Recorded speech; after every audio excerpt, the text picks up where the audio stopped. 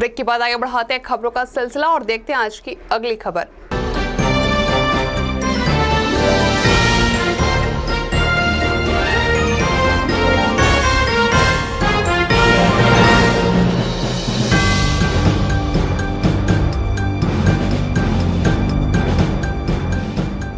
बूचड़खानों को बंद कराने के मुद्दे पर जहां पूरे देश में सियासत छिड़ी है, वहीं महज 28 दिन पुरानी योगी सरकार के खिलाफ बूचड़खानों को बंद कराने के विरुद्ध विरोध की जमीन भी तैयार होने लगी है। सीएम पद संभालते ही ताबड़तोड़ एक्शन में आए योगी आदित्यनाथ के द्वारा अवैध बूचड़खानों को बंद कराने के लिए गए फैसले का आज मिर्जापुर में रिएक्शन देखने को मिला। स्लॉटर हाउस को बंद कराने के विरोध में बेरोजगार हुए स्लॉटर हाउस कारोबारी, मुस्लिम समाज, कई सामाजिक संगठन और राजनीतिक दल संयुक्त रूप से सरकार के खिलाफ सड़कों पर उतर आए और सरकार पर एक विशेष संप्रदाय और जाति का शोषण कर बूचड़खानों को बंद कराने का आरोप लगाते हुए इसे बंद किए जाने की मांग की। उत्तर प्रदेश की जो नई हुकूमत बनी, उसने ये जो फैसला किया, ये सिर्फ मुसलमानों के खिलाफ नहीं, ये सिर्फ मुसलमानों के खिलाफ नहीं, ये हिंदुस्तान की जमहूरियत के खिलाफ फैसला, ये हिंदुस्तान के बेहतर मिजाज कानून के खिलाफ फैसला।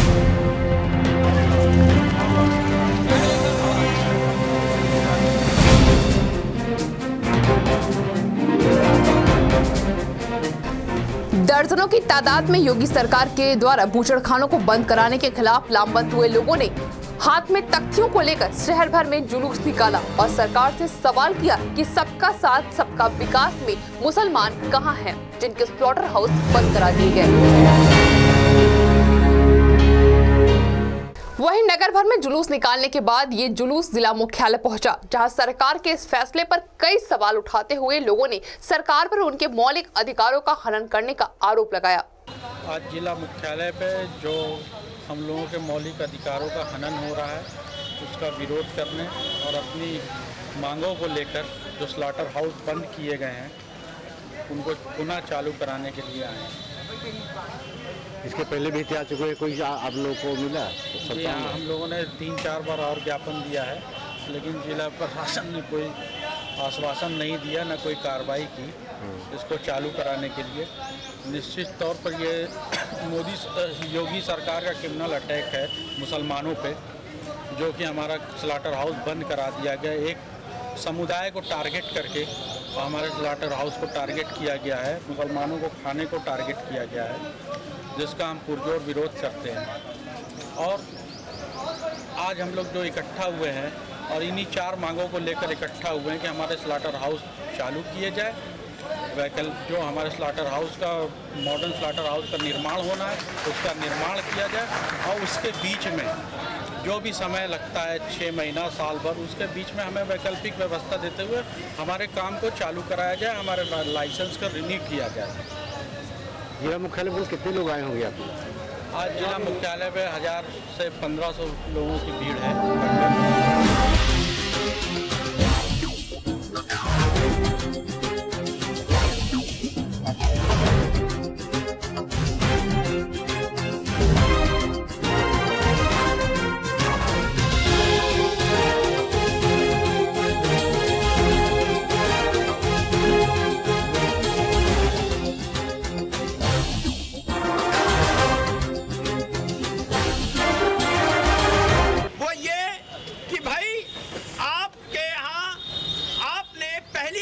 मीटिंग करने के पहले जारी कर दिया कि स्लॉटर हाउस बंद करेंगे और चुपके से ब्रैकेट में लिखा अवैध, और पुलिस डंडा लेकर, नगर निगम डंडा लेकर, मजिस्ट्रेट डंडा लेकर आम आदमी पर टूट पड़ा, आम कारोबारी पर टूट पड़ा। वहीं बूचड़खानों के बंद होने से भूखमरी की कगार पर पहुंचे लोगों ने सरकार से रोजगार भी मांगा। ये एक पेट की लड़ाई है, रोजी रोजगार की लड़ाई है, इसमें हम साथ देने आए हैं।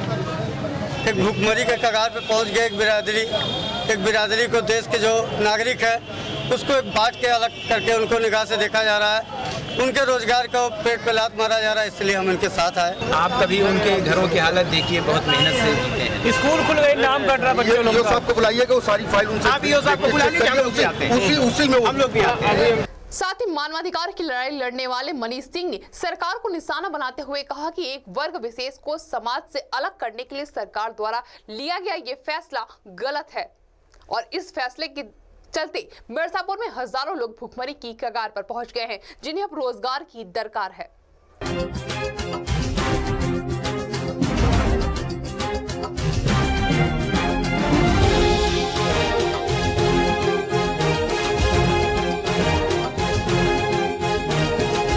रोजगार इन लोगों का एक था एक स्लॉटर हाउस।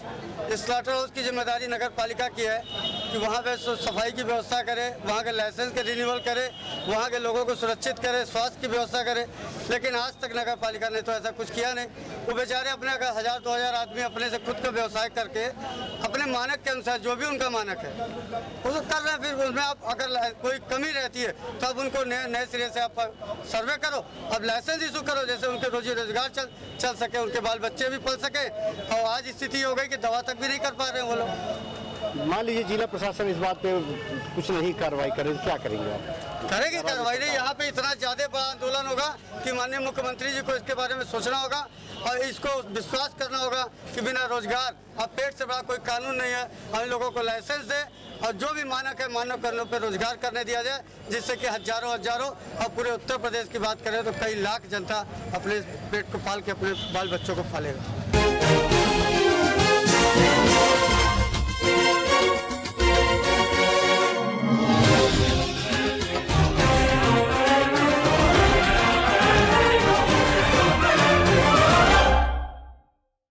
इस दौरान माले नेता मोहम्मद सलीम ने कहा कि सरकार को ये अधिकार नहीं कि वो लोगों के खाने पर प्रतिबंध लगाए। उन्होंने कहा कि योगी सरकार का ये फैसला सियासत के लिए खेले गए एक खेल का हिस्सा है। उन्होंने कई बीजेपी नेताओं को भी अपने निशाने पर लेते हुए कई उन पर तीखे हमले भी किए। और दूसरी बात, खेल क्या है सिटिंग स्टेट से? फूडिंग हैबिट्स को चेक करने की बात है। आप हमारे खाना खाने का तरीका कैसे तय कर सकते हैं?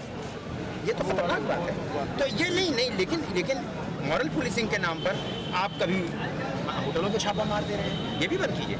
ये भी आप इंश्योर कराइए कि जो होटल हैं जहाँ पर कुछ खाने का सामान मिल रहा है वहाँ जाकर पतीली चेक करने का अधिकार किसको है कि इस होटल में क्या पका के खिलाया। कल आप मेरे घर में जांच कराना शुरू कर देंगे, जैसे हरियाणा में कर दिया आपने कि आपके यहाँ बिरयानी काहे की बनी है, तो निश्चित तौर पे आलू की बिरयानी तो नहीं बनेगी, गोश्त की बिरयानी बनेगी।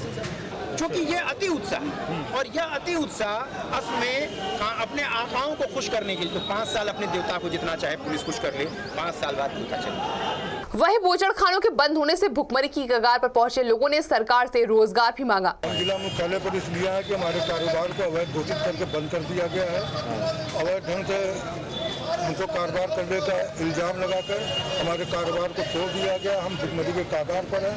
हमारे यहाँ अब कोई ऐसा जरिया मात्र नहीं है जिससे हम अपने परिवार का, इस बिरादरी के लोग पालन पोषण कर सकें और हम इससे भुखमरी के कगार पर आ गए, जिसके संदर्भ में हम तमाम बिरादरीगण जिलाधिकारी महोदय कार्यालय पर अपनी मांग को लेकर आए कि हमको कोई वैकल्पिक व्यवस्था दे और अपने काम को सुचारू ढंग से संविधान के दायरे में रहकर अपने काम को अंजाम दें और अपने बच्चों का पालन पोषण करने को क्रियाकलाप। जिला मुख्यालय पर हम लोग जो भीड़ लेकर के आए हैं उसकी वजह यह है कि पूरे उत्तर प्रदेश में वर्तमान सरकार द्वारा अवैध बूचड़खाने के नाम पे सभी बूचड़खाने को बंद कर दिया गया है, जिससे एक बड़ी तादाद में लोग भुखमरी के शिकार हो चुके हैं और उनके साथ साथ एक बड़े ही कारोबार पे कुटाराघात किया गया है, बड़ी चोट पहुंची, सारे कारोबार बंद है। स्लॉटर हाउस से जुड़े सिर्फ स्लॉटरिंग का काम ही नहीं होता बल्कि एक बड़े पैमाने पे एक उद्योग चलता है जिसको चमड़ा उद्योग कहा जाता है, जिससे जूते बनते हैं, बेल्ट बनती है, पर्स बनती है। वो सारे के सारे कारखाने बूचड़खानों के बंद होने की वजह से बंद हो चुके हैं और बूचड़खाने के लोग भुखमरी के कगार पे हो गए हैं। इनके बच्चे भूखे मर रहे हैं। इसी तरह बेल्ट बनाने वाले चमड़े की, पर्स बनाने वाले, चमड़े के जूते बनाने वाले या चमड़े के जो भी आइटम बनते थे, सारे कारीगर बेरोजगार हो गए हैं। एक बहुत बड़ी समस्या उत्पन्न हो गई है और ये सरकार से हम लोग मांग करते हैं कि समस्या का त्वरित समाधान किया जाए, तत्काल समाधान किया जाए। बूचड़खानों को बंद कराने को लेकर लगातार सरकार पर हमले कर रहे इस दौरान लोगों ने सरकार से बूचड़खानों को बंद कराने के बाद उनकी मौजूदा स्थिति पर भी सरकार से से जवाब मांगा। उन्होंने कहा कि बूचड़खानों के बंद होने के बाद कई परिवार तबाही की कगार पर पहुंच गए हैं। किसी के पास खाने के लिए कुछ नहीं तो किसी के बच्चे पढ़ नहीं पा रहे। उन्होंने तमाम मसले पर सरकार से जवाब भी मांगा। साथ ही अपनी 4 सूत्रीय मांगों से संबंधित मांग पत्र जिला प्रशासन के जरिए यूपी सीएम को सौंपते हुए उन मांगों को समाज और देश हित में पूरा किए जाने की मांग की। आप यहाँ काफी संख्या में भीड़ लेकर आए हैं जिला मुख्यालय पे, क्या मामला है? हम यहाँ पर अपने खामोश गुस्से का इजहार कर रहे हैं। असमें उत्तर प्रदेश की मौजूदा भाजपा सरकार ने ये जो अवैध स्लॉटर हाउस के नाम पर प्रतिबंध लगाने का, बंद करने का फैसला किया, असल में वह समाज के अंदर नफरत फैलाने के खेल के तहत किया गया और दुष्प्रचार के तहत किया गया। खुद सरकार ने मान लिया कि कुल उत्तर प्रदेश में 26 स्लॉटर हाउस ही अवैध थे, तो फिर पूरे प्रदेश में क्यों बंद करा दिया गया? असल में ये नफरत फैला की सियासत के लिए किया गया एक ऐसा खेल है जिसका मकसद इस मुल्क के अंदर बड़े बड़े स्लॉटर हाउस जो सब्बरवाल जी चलाते हैं, जो सुरेश खन्ना चलाते हैं, जो भाजपा के विधायक संगीत सिंह सोम चलाते हैं, जो अरोड़ा जी चलाते हैं, उन स्लॉटर हाउसेस का पैक मीट मटन बेचने की तैयारी का हिस्सा है। वह पूंजीपतियों को राहत पहुंचाने का हिस्सा है। और इस मामले में माननीय उच्च न्यायालय लखनऊ की लखनऊ बेंच ने हस्तक्षेप किया है। उन्होंने अंतरिम आदेश दिया है। उस अंतरिम आदेश का सरकार पालन क्यों नहीं कर रही है, वो अपनी मंशा भी बताई और उसके पालन को सुनिश्चित करें। देखिए, ऐसा है कि जो रोजगार लोग कर रहे हैं, रोजगार बंद करने की जो योजना सरकार की, वह बिल्कुल गलत है। जो काम आदमी कर रहा है उसके लिए लाइसेंस, कानूनी कार्रवाई पूरा आप करा कर मुझे लाइसेंस दीजिए। हम काम करते आए हैं, वो काम को आप बंद कराने की योजना जो सरकार करती है, हम इसका विरोध करते हैं। हमें कानूनी ढंग से जो काम आपका हो, लाइसेंस हो, कार्रवाई हो, करके मुझे लाइसेंस देने की व्यवस्था सुनिश्चित करें। ये हमारा जिला मुख्यालय पर हम लोग जो भीड़ लेकर के आए हैं उसकी वजह यह है कि पूरे उत्तर प्रदेश में वर्तमान सरकार द्वारा अवैध बूचड़खाने के नाम पे सभी बूचड़खाने को बंद कर दिया गया है, जिससे एक बड़ी तादाद में लोग भुखमरी के शिकार हो चुके हैं। और उनके साथ साथ एक बड़े ही कारोबार पे कुटाराघात किया गया है, बड़ी चोट पहुंची, सारे कारोबार बंद है। स्लॉटर हाउस से जुड़े सिर्फ स्लॉटरिंग का काम ही नहीं होता, बल्कि एक बड़े पैमाने पे एक उद्योग चलता है जिसको चमड़ा उद्योग कहा जाता है, जिससे जूते बनते हैं, बेल्ट बनती है, पर्स बनती है। वो सारे के सारे कारखाने बूचड़खानों के बंद होने की वजह से बंद हो चुके हैं और बूचड़खाने के लोग भुखमरी के कगार पे हो गए हैं। इनके बच्चे भूखे मर रहे हैं। इसी तरह बेल्ट बनाने वाले चमड़े की, पर्स बनाने वाले, चमड़े के जूते बनाने वाले या चमड़े के जो भी आइटम बनते थे, सारे कारीगर बेरोजगार हो गए हैं। एक बहुत बड़ी समस्या उत्पन्न हो गई है और ये सरकार से हम लोग मांग करते हैं कि समस्या का त्वरित समाधान किया जाए, तत्काल समाधान किया जाए।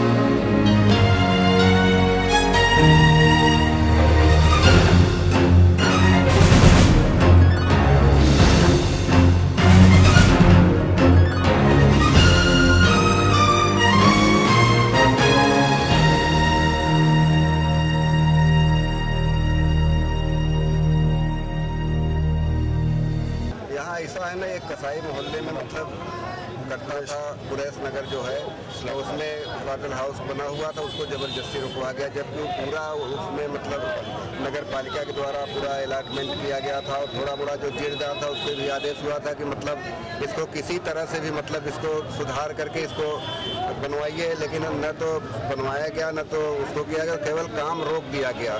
काम रोकने से ये हुआ कि 10,000 आदमी कम से कम भुखमरी के कगार पर केवल मिर्जापुर में हो गए। और जो यही समस्या पूरे उत्तर प्रदेश में है, जो कि मतलब अगर ये लोग अगर काटे और खाए ना तो मतलब इनके घर परिवार का खर्चा न चले, इनके बच्चे भूखों मर रहे हैं, इनके बच्चों का नाम कटा जा रहा है, कहीं स्कूल में पढ़ने वढ़ने की व्यवस्था नहीं इनकी रह गई है, पैसा है नहीं, तो आखिर जाएंगे कहाँ। हम लोग सरकार से मांग कर रहे हैं कि किसी तरह से भी इनके इंतजाम करके इनको काटने का सब इंतजाम किया जाए और मतलब बेचने का भी इंतजाम किया जाए। और जो बड़े बड़े माफिया हैं, चाहे वो जैन हो चाहे जो हो, उनका तो मेरठ में वगैरह में सब कारखाना चल रहा है, विदेश में सप्लाई हो रही है, उसको नहीं रोका जा रहा है। केवल जो काट कर बेच रहा है अपने दुकान पर, जो 10-20 रुपया कमा रहा है उसको रोका जा रहा है, जो अरबों खरबों कारोबार कर रहा है उसको नहीं रोका जा रहा है। ठीक है, हम सरकार से मांग करते हैं कि किसी तरह से मतलब ये काम चलाया जाए और इनका काम किसी तरह से चालू कराया जाए। नगर निगम के कर्मचारियों की मौजूदगी और कामकाज के मुद्दे पर पेच कसने के बाद नगर विकास मंत्री सुरेश खन्ना आज कमिश्नरी सभागार पहुंचे, जहां उन्होंने शहर के विकास के लिए अधिकारियों संग समीक्षा बैठक की। नगर निगम के निरीक्षण में ही अपने कड़े तेवर दिखा चुके सुरेश खन्ना ने बैठक में अब तक के विकास के लिए यानी शहर के विकास के लिए चलाई जा रही योजनाओं के तहत चल रहे विकास कार्यों और उनकी मौजूदा स्थिति के बारे में विस्तृत जानकारी ली। साथ ही विकास योजनाओं और कार्यों को गंभीरता से लेते हुए संबंधित अधिकारियों को नियत समय पर कार्य पूरा करने का निर्देश दिया। साथ ही नगर विकास मंत्री सुरेश खन्ना ने विकास के मुद्दे पर प्रदेश सरकार के विजन पर चर्चा करते हुए कहा कि यदि विकास कार्यों में कोई भी लापरवाही बरती गई तो उस विभाग के संबंधित अधिकारी पर कड़ी कार्रवाई की जाएगी।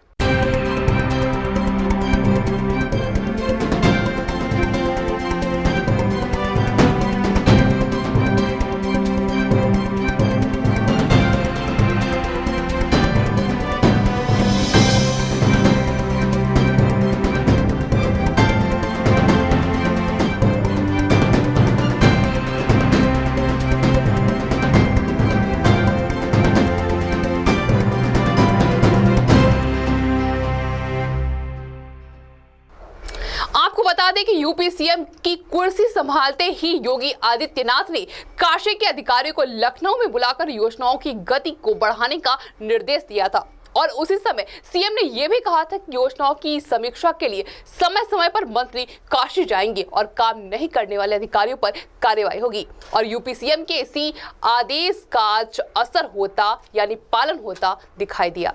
महीने की तीसरे शनिवार को फिर से आएंगे और इन लोगों को चेतावनी दे दी, कूड़ेदान जो मांगेगा उसे मिलेंगे। इस पूरे प्रांगण की सफाई और पुताई होगी और हर प्रकार से इनको चाहिए कि ये अपने आप को दुरुस्त कर लें। बदली हुई परिस्थिति में सरकार बदल गई और सिर्फ काम चाहिए और कुछ भी नहीं चाहिए। समय रहे अधिकारियों पर कार्रवाई होगी क्या मंत्री जी? जरूर रहे होगी। पीएम नरेंद्र मोदी के गढ़ वाराणसी में चल रहे विकास योजनाओं पर यूपी सरकार का पूरा फोकस है। ऐसे में वाराणसी में विकास योजनाओं को गति देने के लिए नगर विकास मंत्री सुरेश खन्ना ने शनिवार को नगर निगम वाराणसी का औचक निरीक्षण किया।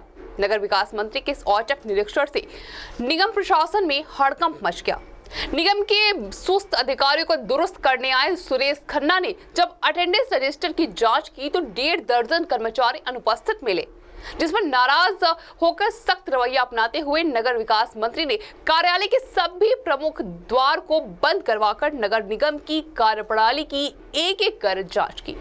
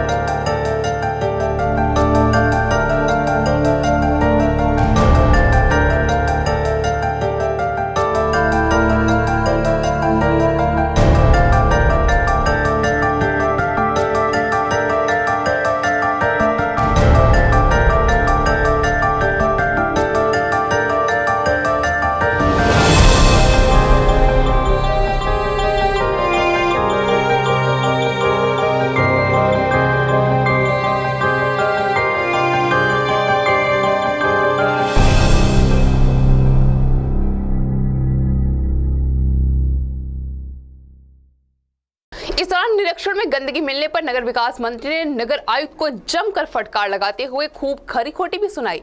वहीं विकास योजनाओं को लेकर गंभीर योगी सरकार के मद्देनजर मंत्री ने समय पर कार्यालय नहीं आने वाले कर्मचारियों का 1 दिन का वेतन काटने का भी निर्देश दिया। मंत्री जी, जो औचक निरीक्षण आपने किया, क्या क्या पाया?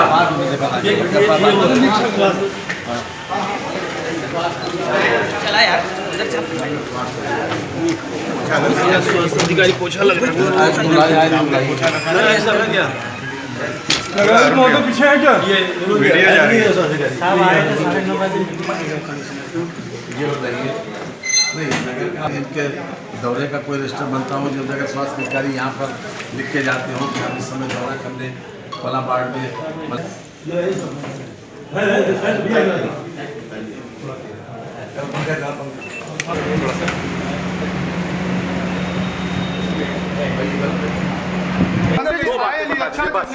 साफ सफाई भी नहीं। एक तो ये कि जब आप पहुंचे मंत्री जी, तो कौन कौन से अधिकारी यहाँ से? ऐसा है, मैंने सरप्राइज चेकिंग की आज, 2 रजिस्टर भी देखे, उसमें कई लोगों के दस्तखत नहीं थे। मैंने बाकायदा रजिस्टर पर रिमार्क किया है। जिस आने का अपना 10:30 बजे मैं यहाँ आया, उस समय मैंने बाकायदा रिमार्क रजिस्टर किया अपने सिग्नेचर करके, और 11 बजे तक एक रजिस्टर के ऊपर 12 लोगों के हस्ताक्षर नहीं थे। नियमानुसार उनके हस्ताक्षर होना चाहिए। और मैंने ये निर्देश दिया है नगर आयुक्त को कि जिन लोगों ने आज समय पे हस्ताक्षर नहीं किए, यहाँ पर आए या आके चले गए, उन लोगों का 1 दिन का वेतन कटेगा बिना सर्विस ब्रेक करे। पूर्व घोषित कार्यक्रम के तहत नगर विकास मंत्री सुरेश खन्ना आज काशी पहुंचे। यहां पर उन्हें पीएम नरेंद्र मोदी के संसदीय क्षेत्र में चल रही योजनाओं की समीक्षा करनी है। नगर विकास मंत्री का कार्यक्रम कमिश्नरी सभागार में होना था, लिहाजा नगर आयुक्त और सभी अधिकारी वहां पर सुबह से डटे थे। लेकिन नगर विकास मंत्री ने सीधे कमिश्नरी कार्यालय न पहुंचकर नगर निगम पहुंच गए। अधिकारियों और कर्मचारियों को इस बात की जानकारी या अंदाजा तक नहीं था कि मंत्री यहां आ सकते हैं। मंत्री के पहुंचते ही वहां पर मानो हड़कंप मच गया हो। मंत्री सुरेश खन्ना ने सबसे पहले कार्यालय में कर्मचारियों की उपस्थिति जांची। पता चला कि 1 दर्जन कर्मचारी अभी नहीं आए हैं। हालांकि कागज पर 1 दर्जन कर्मचारियों के अनुपस्थित होने की बात कही जा रही है, जबकि ये संख्या 1.5 दर्जन तक हो सकती है।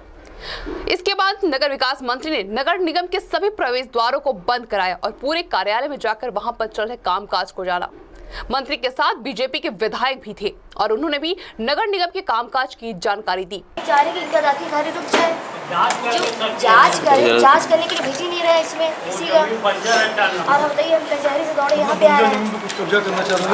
दूसरा काम ये कि अभी पूरा बचा मुझे चिटकुंडा रोड पे जो गहरी धर्मशाला मनमोहन लाल वगैरह जो है, वो बगल का जो चौतरा है उसे भी अपने कब्जे में ले रहा है और साथ साथ रोड पे भी अपना मकान बना लिया है 2 फीट आगे तक। नहीं, गैर कानूनी काम क्या हुआ वो बताइए। अगर हम बीडी में जा रहे थे, बीडी में मेरा काम हो नहीं रहा है। 1 मिनट इनके कहने से गैर कानूनी काम एक ये हो रहा है कि एक जगह बंजर जमीन जिसको कुछ लोग कब्जा कर।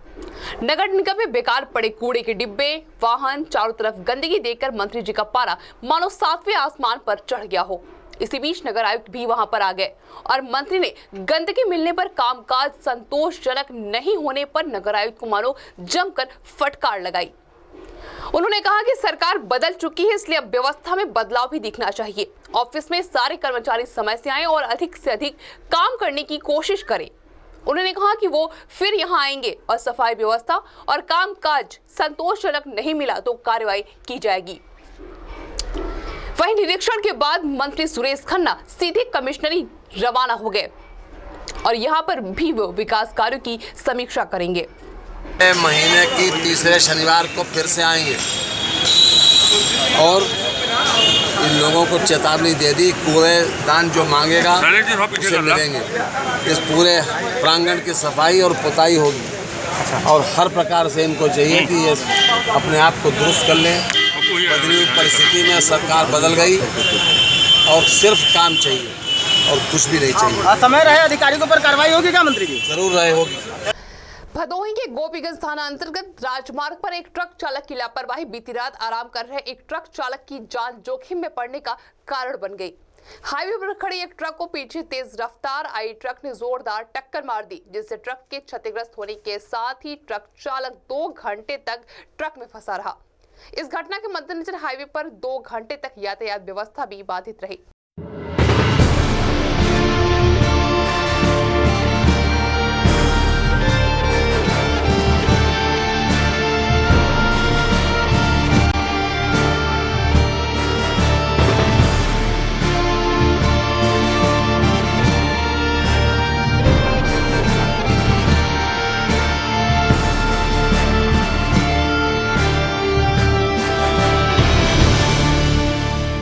वहीं घटना की सूचना पर पहुंची पुलिस ने काफी मशक्कत के बाद चालक को ट्रक से बाहर निकाला और अस्पताल में भर्ती कराया, जहां उसकी हालत गंभीर बताई जा रही है।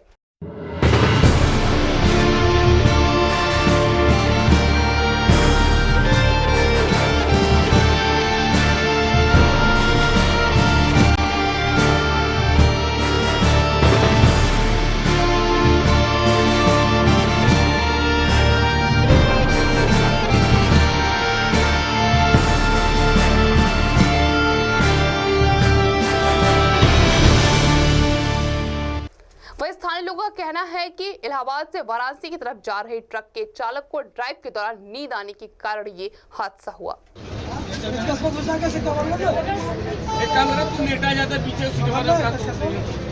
अरे यार प्लास से काट दे, सर्वर डिस्कनेक्ट कर दे।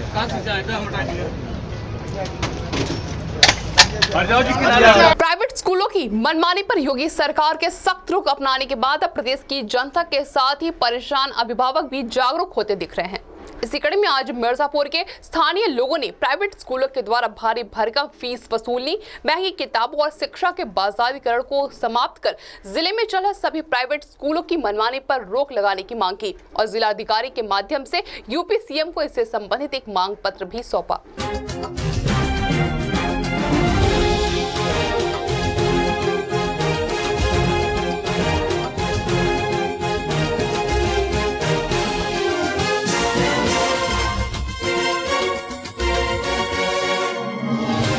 आज प्राइवेट स्कूलों पर नकेल कसने की मांग कर रहे स्थानीय लोगों का कहना है कि जिले में प्राइवेट स्कूलों के लिए उन्होंने जिला प्रशासन के माध्यम से उत्तर प्रदेश सीएम को एक मांग पत्र सौंपा है।